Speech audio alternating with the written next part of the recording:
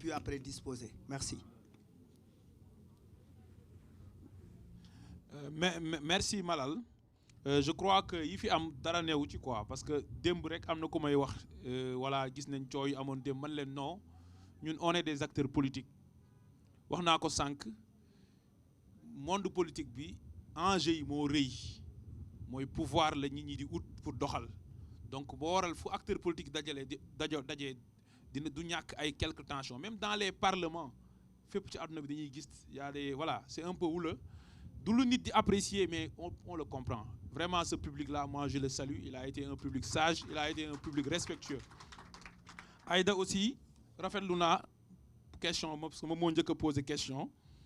et mu nekk actrice politique boo xam ne ñëpp xam nañ engagement am lu yàgg ñu koy rafetlu bu baax a baax a baax di naw xalaatam maintenant posé na question yu bëri wala boog contribution bu mu def est-ce que ñun syndrome mu passé moo ñu retenir ba léegi man toujours damay falal di renvoyer ci alxuraan parce que livre bu am solo la alxuraan boo ci génnee passé jeex na tàkk passé boo ci inspiré wul doo xam fan ngay teg sa tànk pour defar sa ëllëg moo tax ñun dañuy rappeler tout le temps fan la réew mi jugee fan la réew mi toll ak fan la wala réew mi wala jëm quand on parle de parti état en réalité c'est pas que benn parti mooy exister comme jamono parti socialiste ci bi ñu amee indépendance bees te Aïssata Tall Sall wax ko sànq nga xam ne Senghor doon wax ne du parti unique parti unifié la déedéet parti état ñun ñi ko wax dañu ko expliquer mooy lan nañ ci jublu te man bokk naa si ñu ko njëkk a wax ci ay panel au mois d'août 2024 mooy parti boo xam ne bu sénégalais yi xeexee ba ñenn ñi mu jaral leen joxe seen bakkan ñenn ñi plus de 2000 personnes dem ci kaso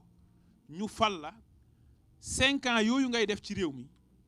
yow yaa am responsabilité pour yor réew mi te yow yaay rendre compte ci kanamu sénégalais yi fii ak 5 ans bu ñu demee nga war a jongantewaat donte du foofu kese nga war a rendre compte kon yow doo falu ñu ne la tegal sa programme politique tegal say responsable politique à côté état dafa am nu muy fonctionner mooy li honorable Aïssata Tall Sall wax sànq. ñu ne la nii lay doxee nee lay doxee déedéet soo ñëwee da ngay appuyer wu ci expertise technocratique bi nga fi fekk ci bureaucrate yi nga fi fekk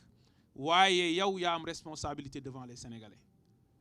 moo tax ñu doon wax ne Pastef moo war a nekk au cœur de la gestion publique pour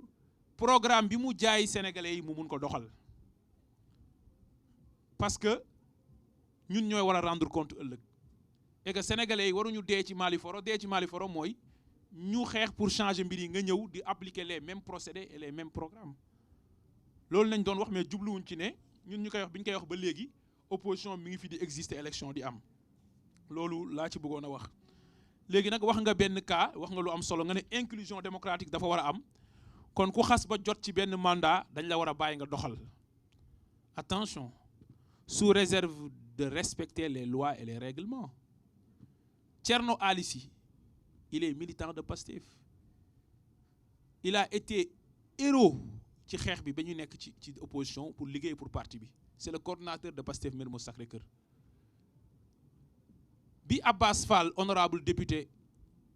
quitté l'Assemblée nationale ñu nommé ko ministre de la République ministre du travail Thierno Ali Sy moo ko waroon a wuutu ni ñu cité article 61 de la Constitution et 51 de la loi organique portant règlement intérieur de l'Assemblée nationale qui dit que le membre de l'Assemblée nationale ou le député bu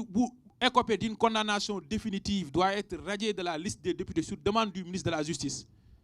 Même ministre bi Ousmane Diagne moo saisir assemblée ñu radié Thierno Ali Sy nekkatul député moo saisir assemblée ñu radié Barth nekkatul député dañoo radié suñu militant radié koo xam ne opposant la kon dañoo appliquer la loi dans toute sa rigueur sans exclusion et sans discrimination loolu il faut mu leer boobu mooy premier mandat bi deuxième bi mooy mairie bi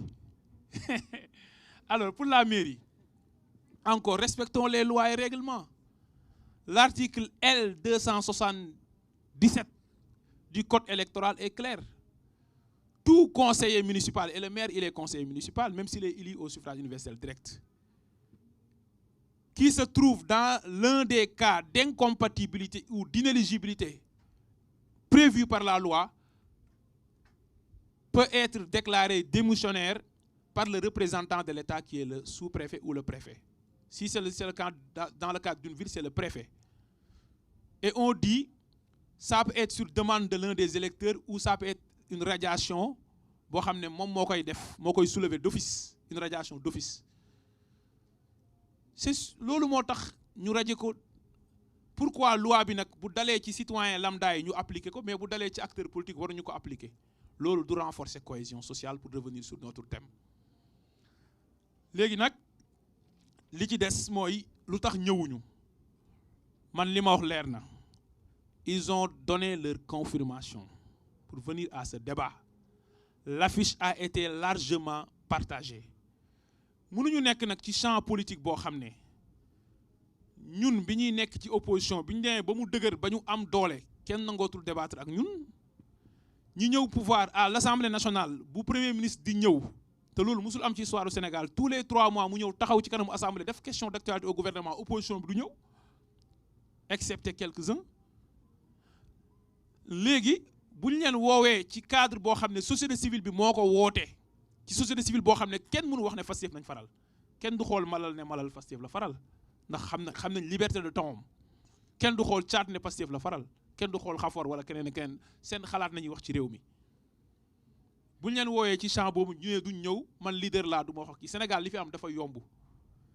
da ngay dem fii Dakar nga compétir ci élection législative nombre de voix yi nga am nationalement tête de liste Pastef Dakar moo la ëppale voix yow li mu am ci département Dakar nga yor sa benn puxusu parti nañ waxante dëgg législative 2022 bi ngay nekk député plus fort reste nga nekkee député mais Ousmane Sonko bi mu ko nekkee après dafa évoluer am 15% après mu fal maire fal député fal président de la République yow nga jugee plus fort reste munoo évoluer sa électorat day wàññeeku nga mën a taxawaat naan man leader politique laa du ma wax ak diw man su ma neexee ma créer un mouvement ëllëg suba ma ne man leader politique laa du ma wax ak diw. Si l'honorable député Aïssata Tall Sall ancien ministre de la République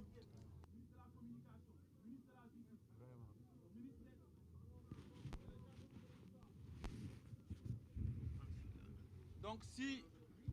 si l'honorable député Aïssata Tall Sall ancien ministre de la communication, ancien ministre de la justice, ancien ministre des affaires étrangères nangu na ñëw fii débattre nekk président de groupe parlementaire man gisuma fii ban acteur politique moo mën taxaw fii naan warul débat franchement loolu du débat. Léegi nag question wu Lalla Rasoul dafa am solo parce que si loolu laa bëggoon a revenir sànq mais comme li nga wax joxaatoo ma parole parce que temps bi da nga jàpp ne jeex na. Parce que honorable député dafa wax ci kanamu sénégalais yi mu ni dañu war a dugal ci constitution bi ne parti politique dañoo war a former citoyens yi ma ne ko loolu mu ngi ci mu ne dañ koy def obligation. La constitution n'est pas une loi c'est un totem waxin la constitution ay principes généraux lay teg loi yi ñoo koy compléter tey code minier code pétrolier mooy réglementer la gestion des ressources naturelles constitution bi dafa wax les ressources naturelles appartiennent au peuple nii ne nii ak nii nañ ko war a gérer. Parti politique yi constitution bi dafa wax globalement seeni devoir waaye bu dee ci élection code électoral la bu dee ci seen doxalin dafa am loi boo xam ne loi 81 la mu am texte 83 am texte 89 daaw bi ñuy def dialogue sur le système politique waa Y'en a marre ña nga fa woon Thiat mu ngi fa woon Malal ma nga fa woon dañu proposer ñun ñëpp nañu rationaliser les partis politiques ci texte yooyu nañu wax ne obligation au parti yi ci formation des citoyens dañ ko ci inscrire pour adapter ko ak constitution bi am 2016 parce que la constitution a été postérieure donc la révision constitutionnelle de 2016 et la constitution de 2001 ont été postérieures aux lois réglementant les partis politiques donc adaptation législative boobu ñu war a def si nañuy dugalee ci code électoral bi obligation de formation citoyenne mais aussi obligation de participation à la gestion de la vie publique moom moo teewul woon ci dialogue bi ba xam fan nañu toll kon mbir mi da ko raw parce que du ci constitution nañuy wax parti politique dafa am obligation tel pour formation déedéet principe bi dañuy teg après loi yi ñooy déterminer les modalités de mise en œuvre pour tontu la rasoul tontu question bu am solo la il faut assainir le champ public et il faut rationaliser les partis politiques loolu laa bëggoon a wax wasalaamaaleykum. Voilà, merci au public, merci vraiment aux invités qui ont honoré leur présence ce panel. Et voilà.